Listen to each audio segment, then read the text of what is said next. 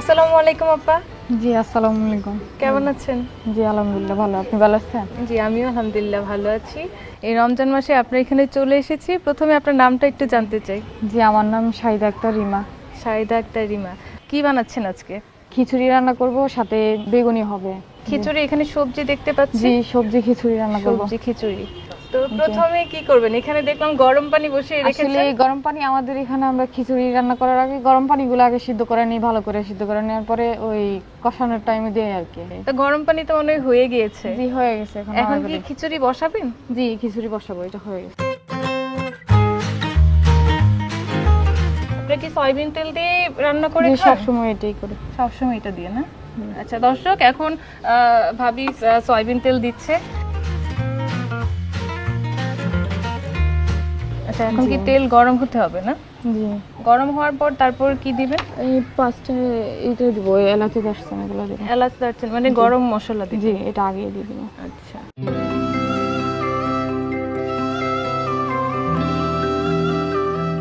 এখানে দর্শক দেখতে পাচ্ছেন পেঁয়াজ কাঁচামরিচ সব একসাথে কেটে রেখেছেন, এগুলো এখন ভাবি দিবেন।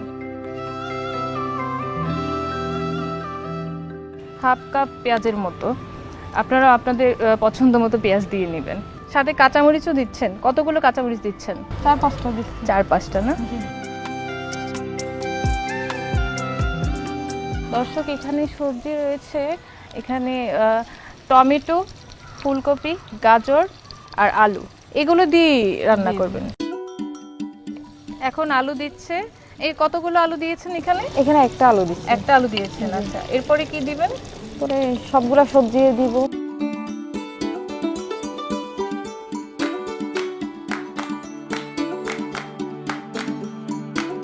রসুন লাগবে এখন? জি আচ্ছা এখানে রসুন, দর্শক এখন হচ্ছে রসুন দিবে। রসুন কি পরিমাণে দিবেন? 1 চামচ পরিমাণ দিব। 1 চামচ পরিমাণে। আচ্ছা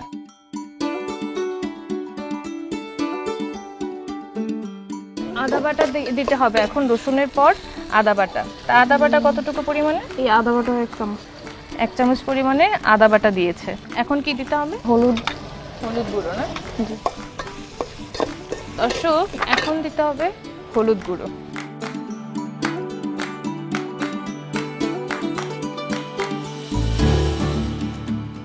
লবণ দিবেন। লবণ কি 1 পরিমাণে? চামচ দিয়ে দিলে আমি দিয়ে দিব? দেন। এটা জিরে গুঁড়ো, ধনিয়ার গুঁড়া, জিরার গুঁড়া দিতে। আচ্ছা দর্শক এখানে ধনিয়ার গুঁড়ো আর জিরার গুঁড়ো হচ্ছে একসাথে মিক্স করে রাখা আছে।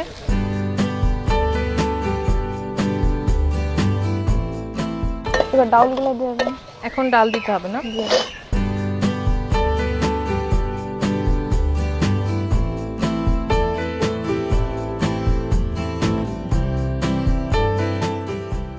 এখানে এদিকে পোলাও চাল রেখেছেন না? জি জি। আচ্ছা এগুলো এখন এখানে দিয়ে দিবেন।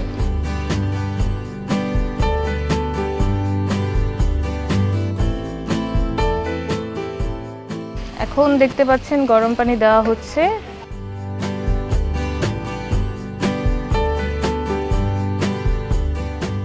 দর্শক এখন ঢেকে দিল। তো ঢেকে দেওয়ার পর কতক্ষণ রাখতে হবে? এই 15 মিনিট। 15 মিনিট পর কি হয়ে যাবে? জি হয়ে যাবে। আচ্ছা 15 মিনিট পর খিচুড়ি হয়ে যাবে, তাহলে দেখা হচ্ছে 15 মিনিট পরে।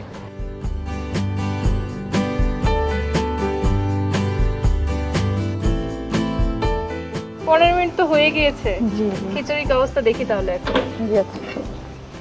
মনে হচ্ছে হয়ে গিয়েছে। জি হয়ে গেছে।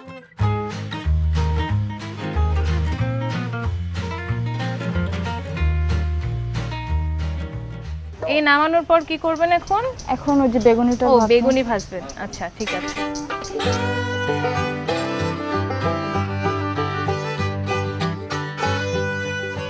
যে বেসন যে রেডি করে রেখেছেন, এই বেসনের সাথে কি দিয়েছেন?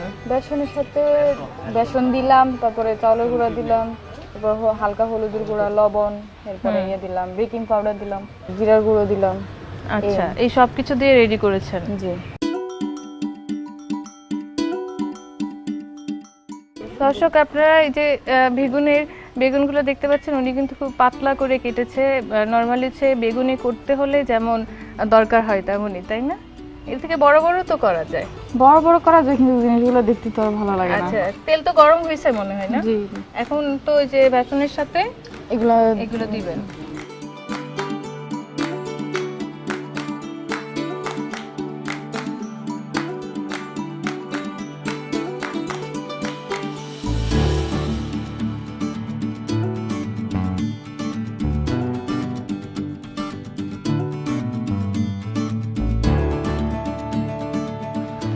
এখন কি নামাবেন? জি, এটা নামাই ফেলবো। দর্শক, এটা প্রায় হচ্ছে 5 থেকে 6 মিনিট পর হয়ে গিয়েছে। এখন নামানো হচ্ছে।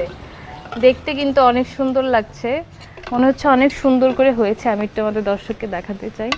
এই যে দর্শক, আপনারা দেখতে পাচ্ছেন খুবই সুন্দর করে হয়েছে, আর মনে হচ্ছে যে অনেক মচমচে হয়েছে। খেতে অনেক ভালোই লাগবে মনে হচ্ছে।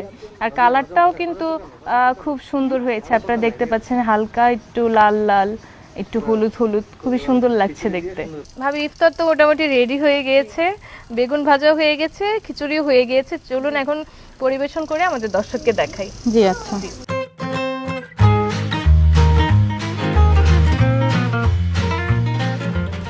খিচুড়িটা দেখতে কিন্তু অনেক সুন্দর হয়েছে।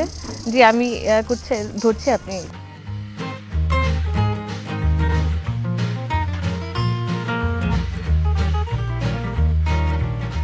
এখানে দেখতে পাচ্ছি খেজুর রেখেছেন, এটা কেন? এগুলো ইফতারের সাথে প্রথমে খাইতে।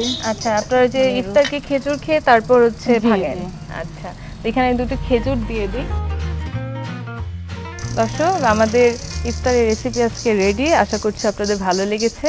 ভাবি, আপনাকে অনেক ধন্যবাদ, এত কষ্ট করে এত এই গরমের মাঝেও আমাদেরকে এই ইফতারের রেসিপি রান্না করে দেখিয়েছেন। আপনাকে অসংখ্য ধন্যবাদ। আপনারা কিন্তু চাইলে এটা বাসায় ট্রাই করতে পারেন। সবসময় ভাজা পোড়া না খেয়ে মাঝে মাঝে একটু সবজি খিচুড়ি খেলে এটা শরীরের জন্য অনেক ভালো। আর এই রেসিপি আপনাদের কেমন লাগলো সেটা কিন্তু অবশ্যই আমাদের কমেন্টস করে জানাবেন। আজকের মতো এই চুলার পাড় থেকে এখানেই বিদায় নিচ্ছি। অন্য কোনো দিন অন্য জেলায় অন্য কারো চুলার পাড়ে আপনাদের সাথে দেখা হবে। সেই পর্যন্ত ভালো থাকুন, সুস্থ থাকুন। আল্লাহ হাফেজ।